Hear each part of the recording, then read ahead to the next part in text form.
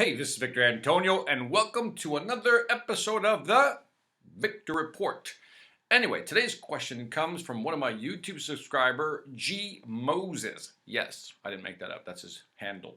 Anyway, I'll read it off here. It says, Victor, is sales a gift? Because I've been told that I can't be a salesman. Wow. Somebody actually told this individual that. He can't be a salesman. I responded by saying the answer is you can be a salesperson, but it takes work.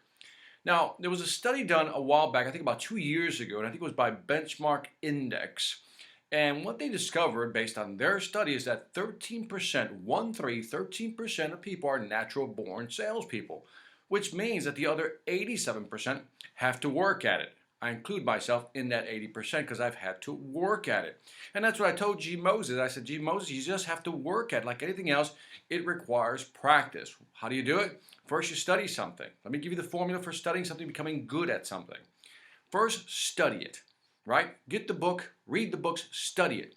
Then pick something out of that book and then put it into practice. Begin to do it. Just practice it at home. Practice how you say it. Practice how you present it. And then go out into the real world and use it. Okay, so study it, practice it, then go use it, and then repeat until you get it right. Get the idea? So we can all be great salespeople if we, again, study, practice, use it, and then repeat by keep learning, getting better at it over time. Now, you're not going to get it right the first time, second time, maybe third time, whatever it may be, but you just keep going at it. The second part of that question may be, the question behind the question is, does the person have the personality or style to be a salesperson? Now, I'm going to assume that maybe he has a dry personality. Okay, I'm just going to assume that. And maybe people make judgments that because you have a dry personality, you can't be a salesperson. Well, guess what? Not every salesperson is fast talking, hey, you're the best, you're the greatest you can do. Here it is today. You know, sometimes we want to talk to people who speak just like us.